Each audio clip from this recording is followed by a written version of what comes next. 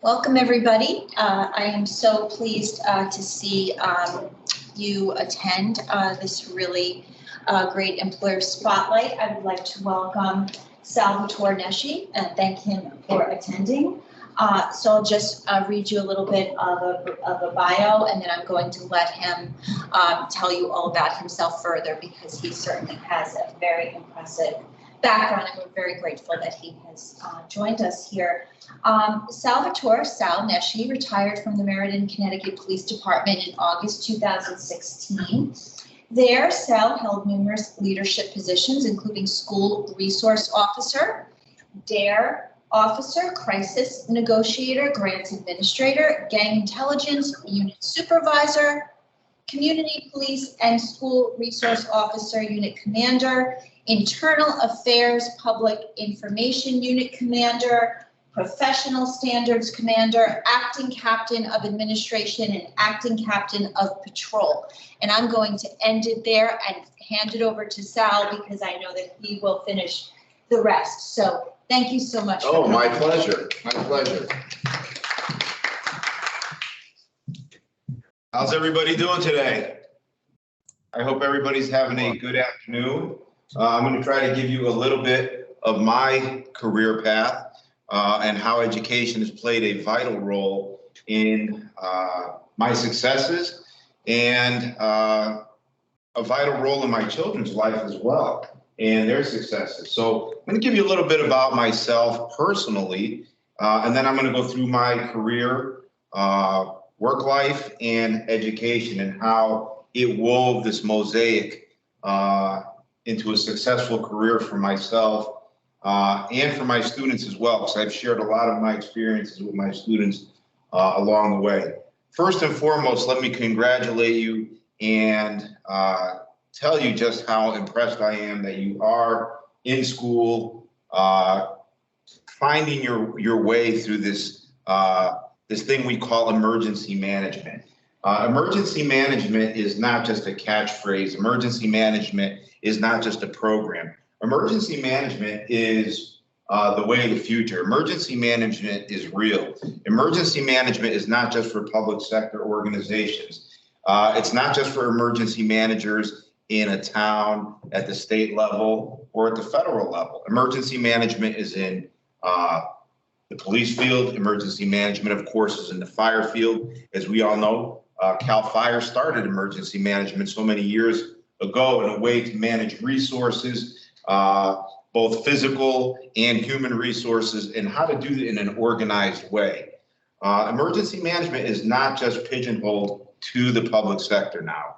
Emergency management can be found in the universities. There's emergency managers that work for universities. There's emergency managers that work for hospitals. There's emergency managers that work for nursing homes. There are emergency managers working in manufacturing, because when something goes sideways, they look for the emergency manager and the folks that he has trained or she has trained in order to deal with the incident. As we know, effectively dealing with incidents today can be very challenging. Oftentimes, we may not have all the available resources to us right there and then. So we stand up an incident command system and we begin to get our resources in place. That being said, I'll take you through my career and how emergency management has played a role in my life. First and foremost, I've been married for 30 years. My wife's actually here with me today. Together, we have a combined 36 years of public services. She's been a registered nurse herself and a director of nursing. So she can tell you herself that emergency management plays a role in the nursing field as well. Together, we have two twin sons. One of my sons is with the Connecticut State Police, and his twin brother is a sergeant with the Yukon Police Department. My daughter is a registered nurse, and she's actually in school to become an APRN. She worked at Yale New Haven Hospital in the emergency department. I'd like to share with you that in addition to myself being a graduate of Post University, my son, who's a sergeant at Yukon Police Department, is currently completing his MBA here at Post University after completing a criminal justice degree here at Post University. My son, who's with the Connecticut State Police, is going to be starting his MBA here at Post University in the very near future. My daughter completed an MBA here at Post University, and she's an RN, and she's actually in the APRN program here at Post University currently. My wife was the first student to cross over from RN to the BSN program here at Post University. So Post University does provide us with the tools that we need to be successful. When I entered law enforcement, I had no degrees whatsoever. When I came out of high school, I didn't know what I wanted to do. I didn't know if I wanted to join the military. I didn't know if I wanted to join the police department. As many people come out of high school, they try to find their path. I decided that I would work hospital security. That was really kind of my first introduction to emergency management, seeing how hospital security and hospital staff utilize emergency management protocols to handle incidents within the hospital setting. Something as simple as a chemical spill within a hospital can trigger an emergency management response.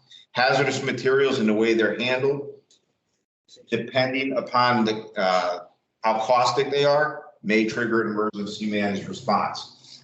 From there, I joined the Meriden Police Department, still no degree in hand, but I was able to get hired as a police officer. When I was with the Meriden Police Department, as you heard, I held just about every position within the organization. But about 10 years into my position with the Meriden Police Department, a deputy chief came to me and said, "Hey, Sal, I think you really should get a formalized education if you'd like to be a lieutenant, a captain, perhaps chief of police." And that's when I really decided it was time for me to earn a degree. Fortunately for me, I was able to meet people through Post University that were able to guide me and assist me. And at the time, I was able to earn a degree in criminal justice through Post University. After earning my degree in criminal justice, I was able to get promoted to the position of lieutenant. And once I got promoted to lieutenant, I came back to Post University and did a master's degree in public administration. After earning my degree in public administration, I was able to continue up the ranks, and I held different command positions to include internal affairs, community policing. I became a captain of administration, captain of patrol. Meriden Police Department is the 13th largest police department in the state of Connecticut, with about 170 sworn and civilian employees. I oversaw many components of the budget to include capital budget for large purchases, cars, things of this nature. When I retired, I actually went over to a large public water utility in New Haven, Connecticut. It serves about 430,000 residents in South Central Connecticut, and they provide about 90 million gallons of water a day to South Central Connecticut. They have their own police department, they're so large. I was actually the captain of police there. Our main focus was critical infrastructure protection. When I went there, I worked very closely with the Department of Homeland Security at the federal level, the state level, the FBI, the Connecticut State Police, and other local law enforcement. As we know now, as emergency management students, we are constantly under attack. We're not seeing bombs and bullets being flung or shot at us. However, we know that we are constantly under attack by cyber.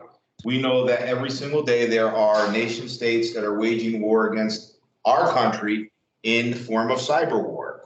Some of their treasured possessions would be to infiltrate public utilities. If they can infiltrate public utilities and shut down water, electricity, communication, transportation, they would deal us a heavy blow.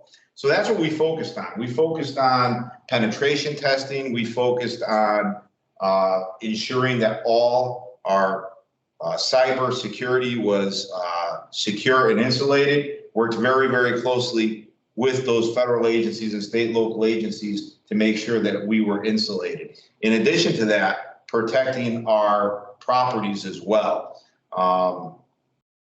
Department of Homeland Security, they actually focus on 16 areas of criticality. However, 4 of them they consider life sectors: water, electricity, communication, transportation. Those are the big 4 areas that they focus on the most. So I was actually the captain of police there for a few years. But this is where education really takes you to the next level. Education, for me, continued. I decided I would do an MBA while I was at the water company. And I did that through Post University. And similar to what we're doing here today, they asked me if I would be interested in teaching professional development courses for the entire organization, to include leadership courses, which I did. And when I did that, I'm sorry?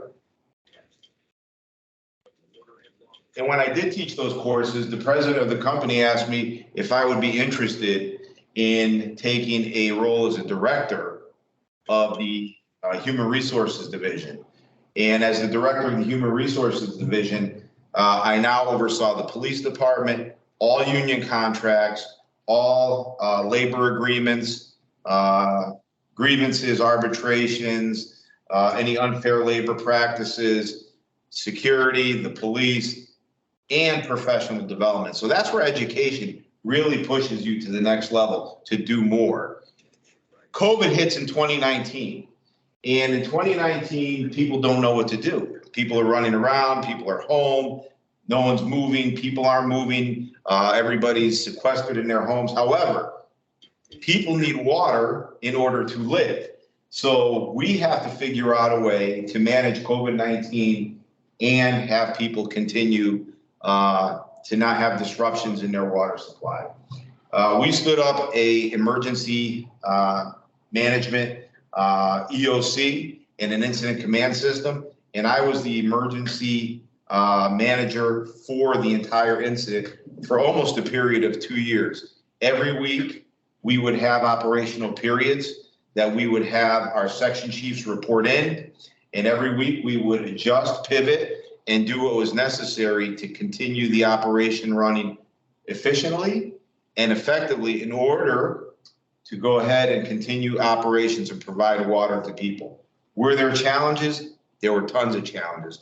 But I can assure you that the incident command systems that you are learning about, ICS 100, 200, 800, and if you go to 300 and 400, those systems were so important to us in managing the COVID-19 pandemic, keeping operations moving, and having an organized way, an organized fashion to keep things moving.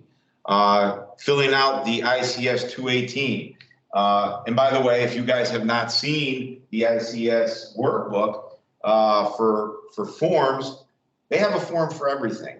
The ICS 218 covers operational periods, and the operational periods and what occurs in the operational periods for section chiefs. As we know, the ICS systems, it can either contract or it can actually get larger depending on the situation. If it ever grew to a position where we could handle it, obviously it would become a unified command system, but we never had to go to that degree. However, incident command and emergency management are the wave of the future. We have lived through a pandemic. We're continuing to manage the pandemic, but that's just one thing. Every single day on I-95 and our major highways across this country, we have tractor trailers that are carrying all kinds of chemicals that are dangerous and hazardous to people. We have rail lines carrying the same type of chemicals. All we need is one derailment and we could trigger an emergency management response. The work that you're doing toward your degree is going to pay high dividends for you.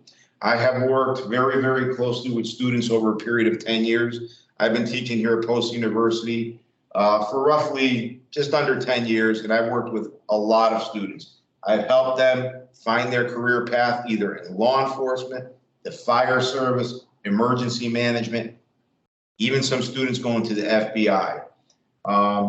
It's not easy.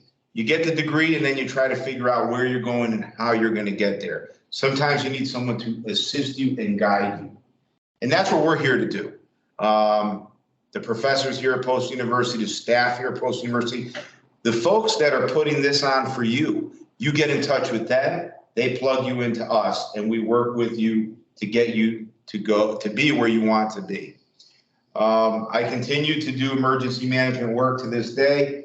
I'm working with the local police department in Connecticut, the Guilford Police Department, where I work on their accreditation standards. I work on their training initiatives.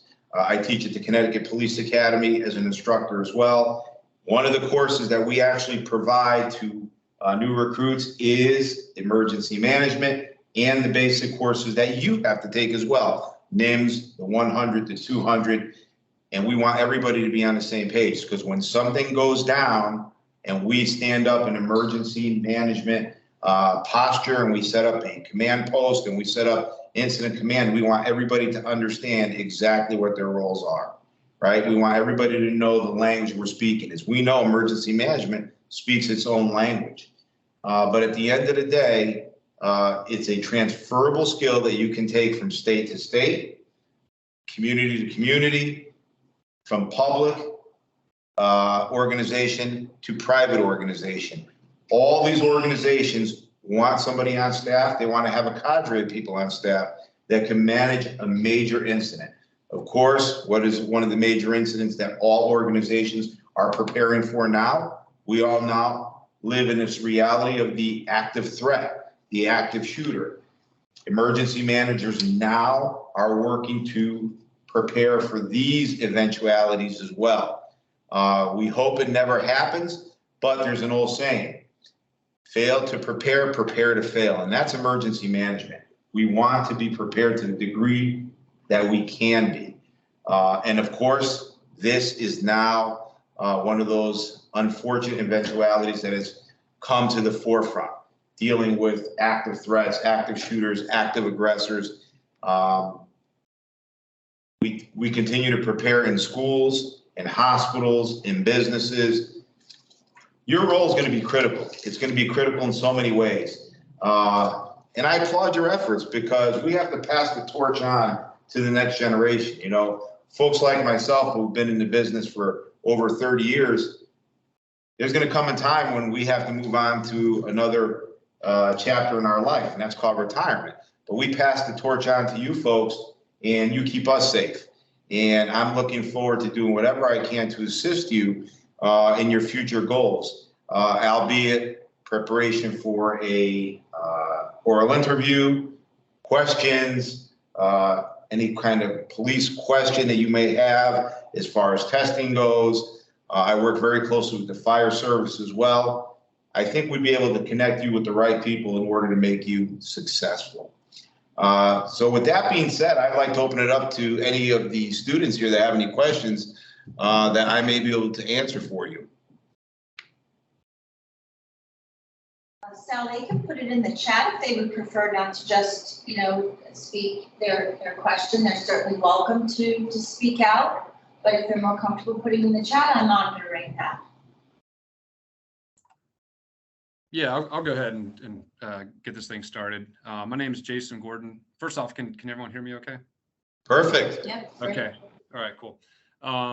Yeah, so I'm a student at Post University. I have approximately a year left before I obtain my degree in emergency management, which also aligns with my career in the military ending. I plan on to retire in approximately a year with 20 years in service. So my question is, what can someone like myself who is about to retire from the military, or someone who is a year out from getting a degree, what can we do to prepare ourselves for a career in emergency management? I know you mentioned a few things like preparing for interviews and things like that, but is there anything maybe outside the box that we're not thinking of that will help us be successful for the future? Well, first and foremost, thank you very much for your service in the military and your service to our nation. I can't tell you how much I appreciate that personally.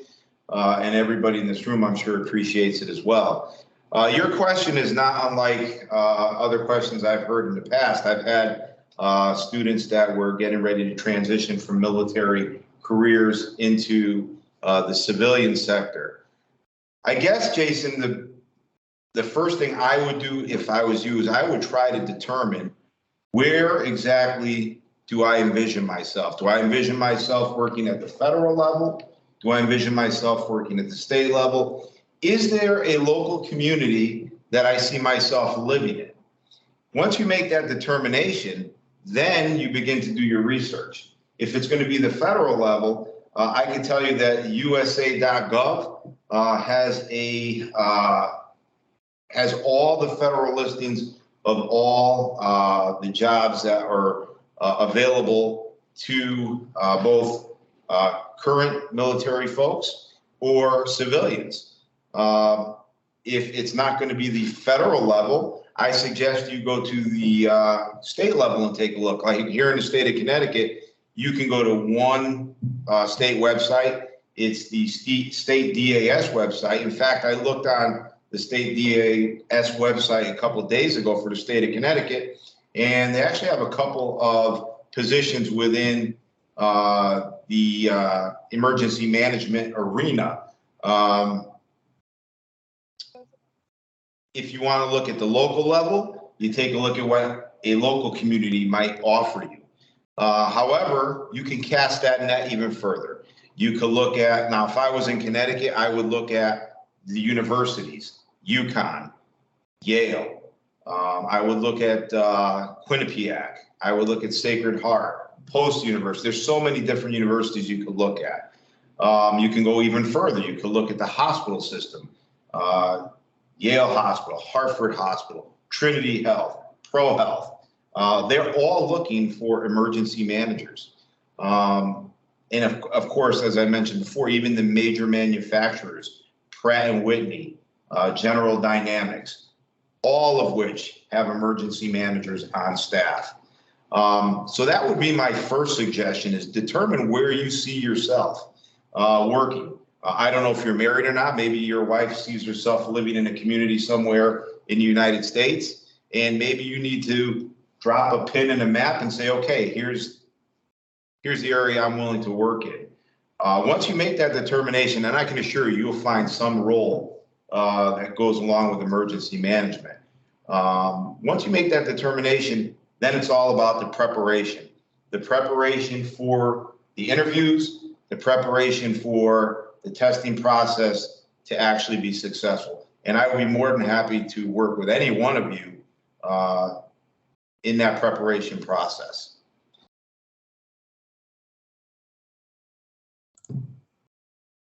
Yeah, thank you for the answer. Yeah, that really helps, because I am looking to narrow down my focus to the Northeast region of the United States. So, well, I'll tell you, the Northeast is a prime area for emergency management. There's a lot of positions available within the Northeast, a lot of different organizations you can get involved with. So certainly reach out to me, and I'd be more than happy to guide you along if I can. What branch of the military are you in? In the Army, sir. In the Army, fantastic. I failed to mention I'm a graduate of the FBI National Academy. I spent 10 weeks living at Quantico back in 2011. So, and we talked about emergency management there as well. But I really enjoyed my time while I was living at Quantico. The FBI Academy and the DEA Academy are squarely in the center of Quantico, and I got the opportunity to become very good friends with some of the folks there. Again, thank you for your service to our country. Thank you. If I may jump in there with a question. Sure. Great. So you mentioned the Northeast being a rich environment for emergency management opportunities. Why is that? And are there any other parts of the country that you think are like up and coming as far as the opportunities? Well, the Northeast in particular, strategically speaking, between New York and Boston, we have a very dense population. A lot of people living within that section of the country. Beyond that, we have some major rail transportation systems there as well. We have Amtrak and we have MTA. Of course, we have the Boston Metro system, all of which have their own police departments. They have their own personnel for emergency management. Also within these areas, you find millions of people.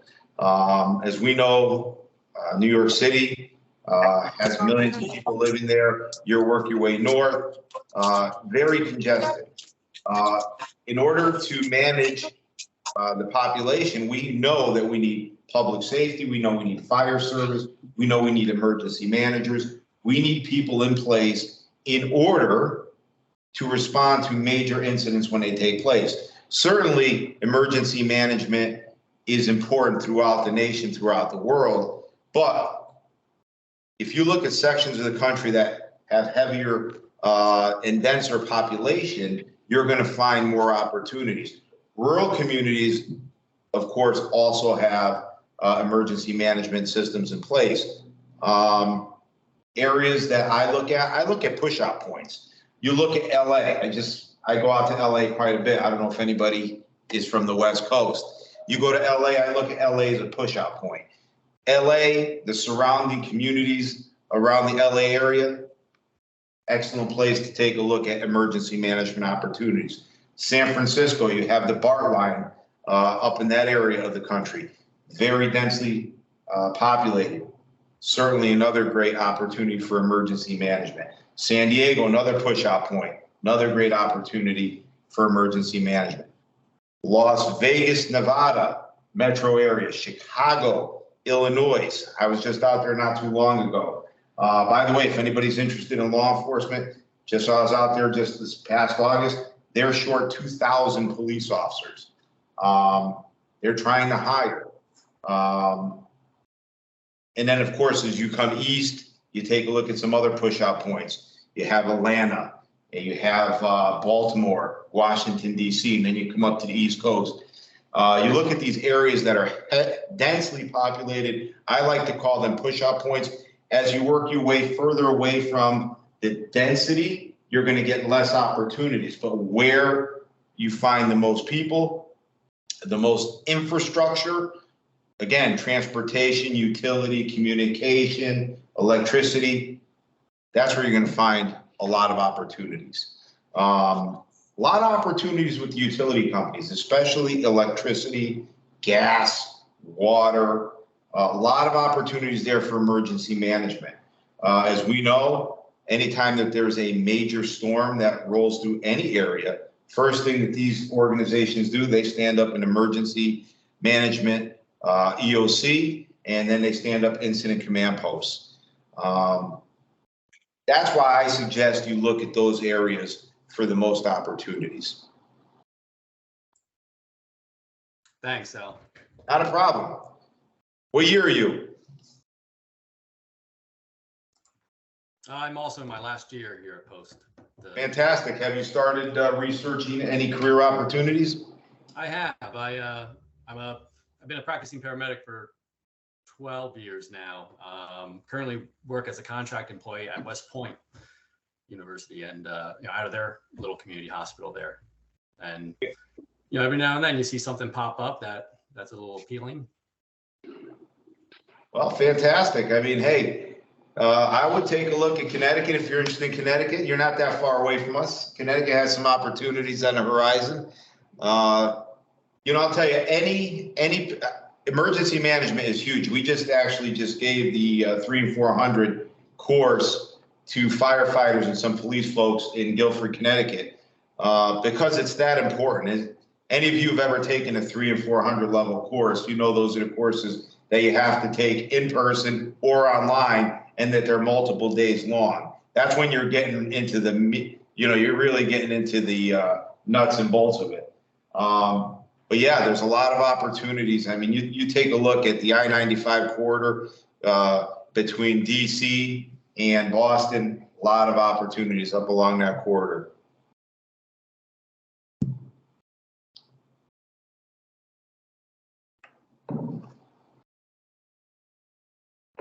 Any other questions?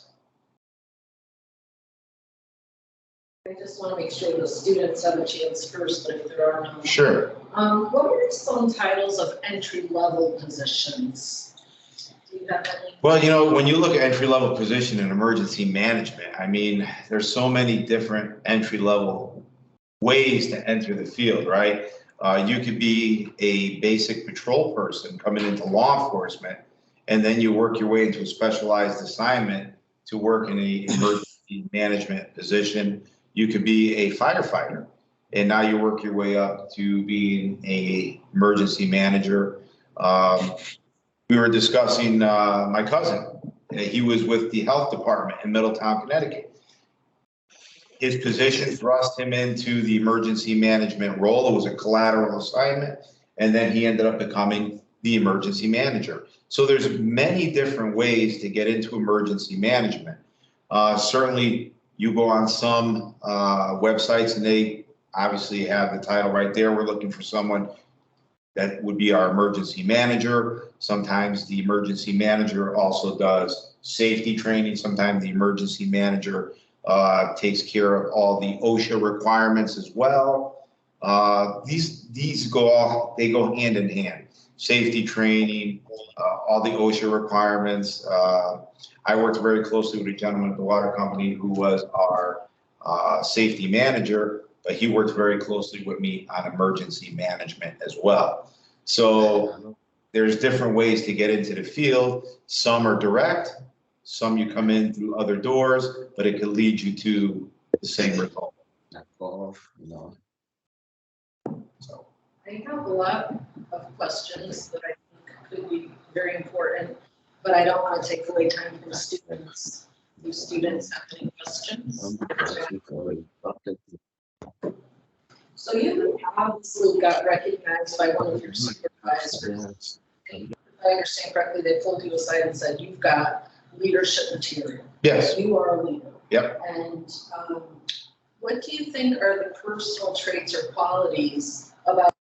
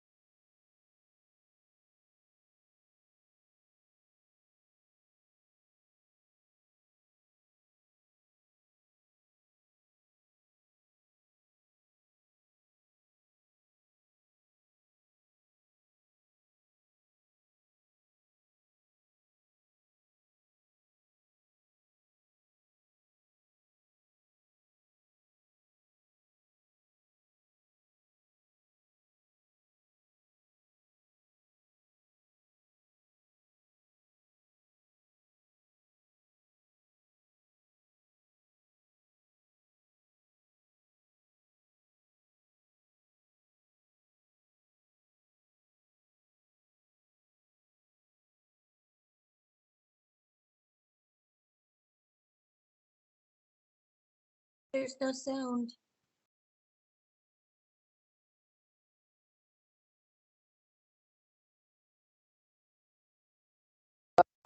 And large dividends for you.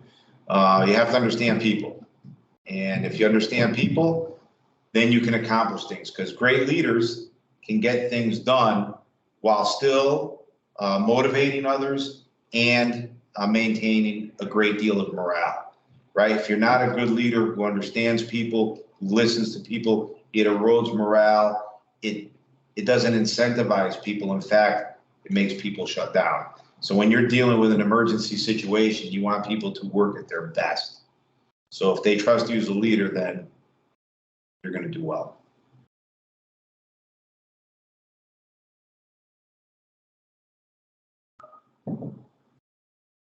students or anybody else have a question? While students are in school obtaining their degree, are there any additional trainings or certifications? Like I heard one student say he's a paramedic. Yep. Are there any other certifications or trainings that or internships? You can certainly do an internship in so many different areas. You can do an internship in a police department. You can do an internship at a fire service. You can do an internship with corporate security, at a hospital security. You can do an internship at university. Internships are very, very good. They give you an idea of what exactly you're getting involved with.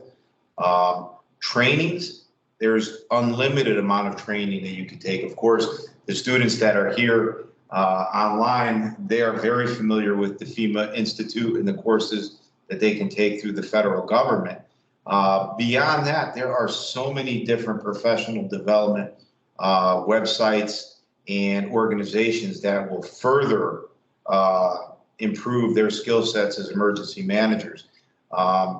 We could certainly get a list together. Maybe we can push it out to our students. And as a graduate of the FBI National Academy, I have the ability to log on and take FBI courses online through the National Academy. But there's hundreds of places you can find additional training. In addition to some of the great training and professional development that we're offering here through post-university, through the School of Continuing Education. For the police officers that, I know we must have some police officers that are on our call this afternoon.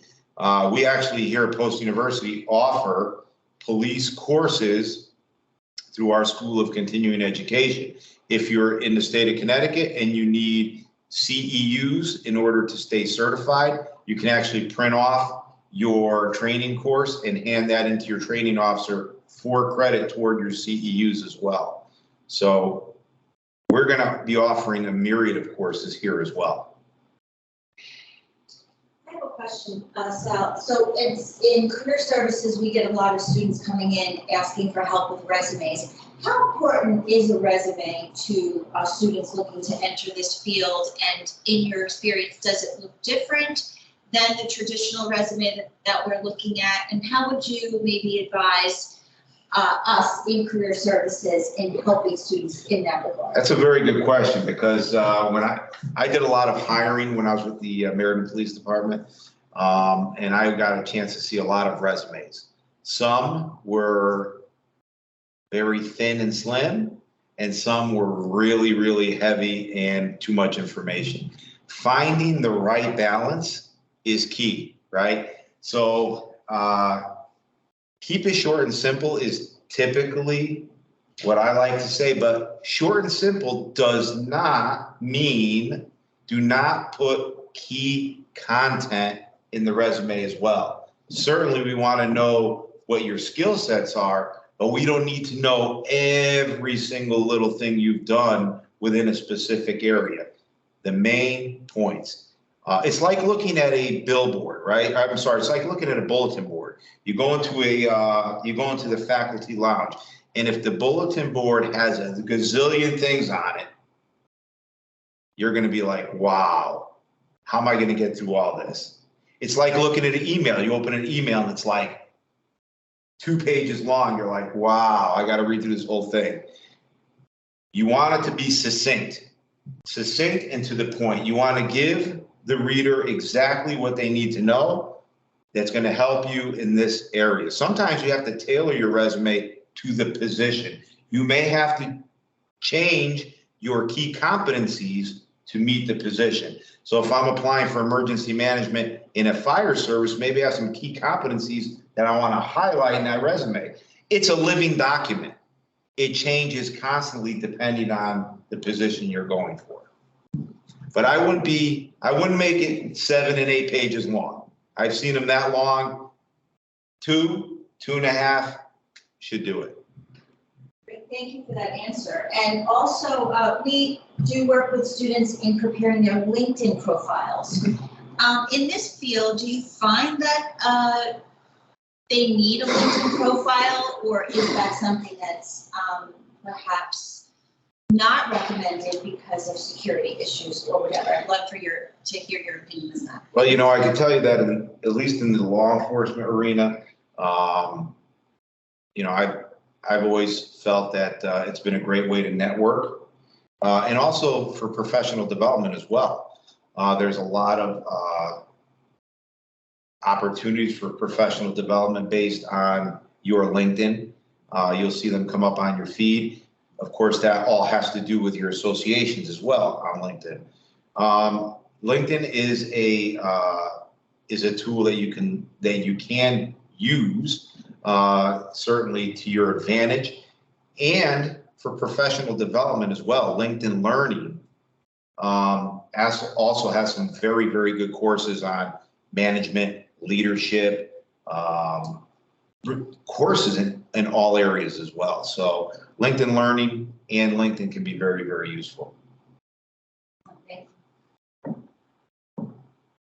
Any other questions from students, attendees?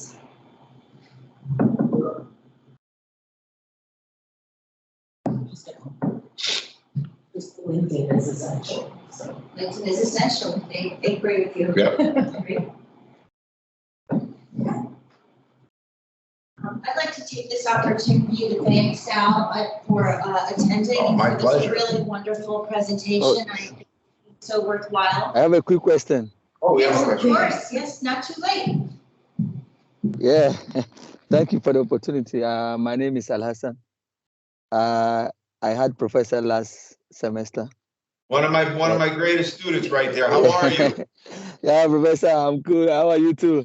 Good to hear your voice. Yeah, we can't thank you enough. You've really energized us, and also your leadership skills can be seen even during your lectures, and then no doubt we are blessed having you.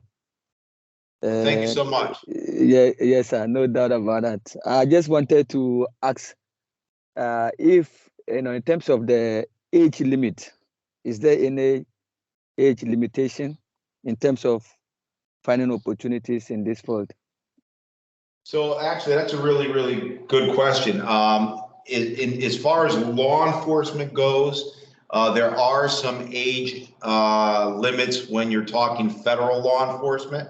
There are some age limitations. I know that the New York City Police Department has some late age limitations.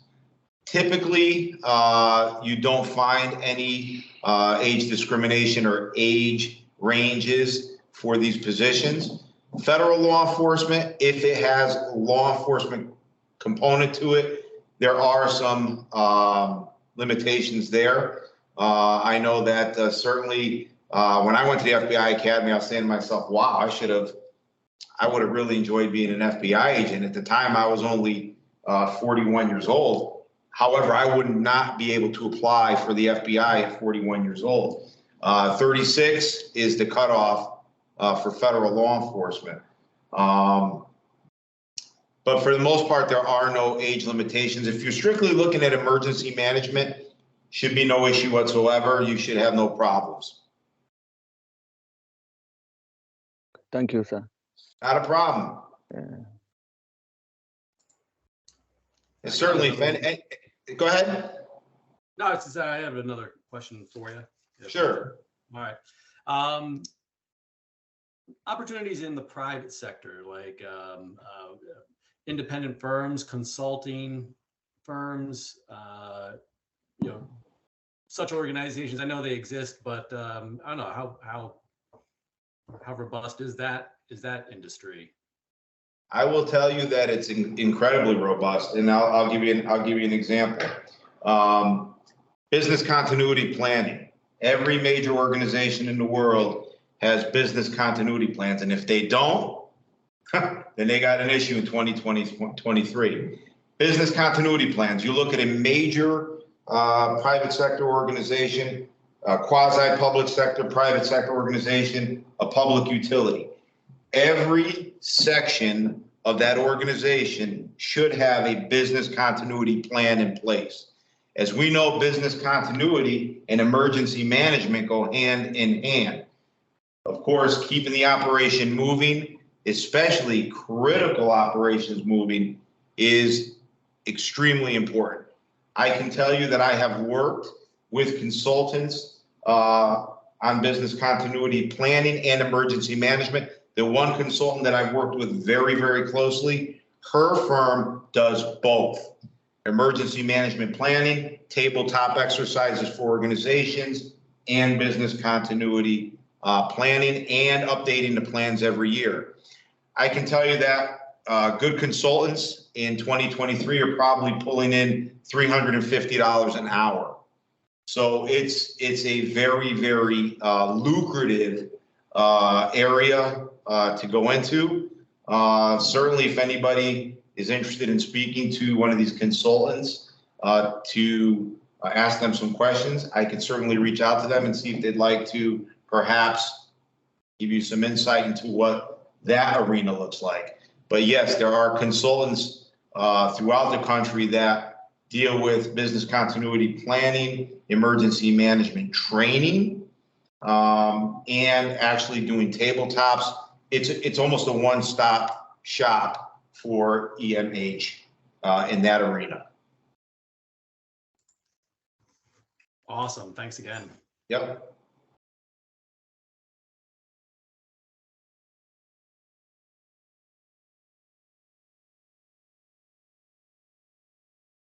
Well, if nobody else has any questions, again, I'd like to just say to each and every one of you, thank you so much for taking the time to be here with us today. I applaud your efforts for the folks that are looking to go into law enforcement. I applaud your efforts. The fire service, I applaud your efforts. Emergency management, I certainly applaud your efforts. We're all doing the same job. EMH, public safety is all the same thing. We're working together to keep our community safe from either man-made or natural disasters. We've seen both. We know that Southwest Florida has been decimated. They're still dealing with the remnants of a natural disaster of biblical proportion. I can assure you that unified command is the name of the game there. I can assure you that they still are operating under EMH protocols there in order to restore services to those communities. Best of luck to each and every one of you. If anybody needs to talk to me personally, please reach out to the staff that's put this together. I work very closely with Professor Giannetti, wonderful professor, great resource as well, and we can certainly get connected if you need anything from me. Be safe, continue the good work, and hopefully we'll see you out there in the future. And once again, I would like to thank you, Sal, for coming. Oh, my pleasure. I really appreciate it. I'm sure that the students found it very beneficial. And I would also just like to remind you that we in the CCPD, the Center for Career and Professional Development, are here to help you. So please reach out to us. My name is Camille Dumont. I'm the director, and I'd like to thank the staff, Linda Schultz, our senior career advisor, and Christina Cummings, our career advisor. So thank you so much. Please reach out to us if we can help you in any way. And thank you again, Sal. My pleasure. Thank you. Have a good afternoon, guys.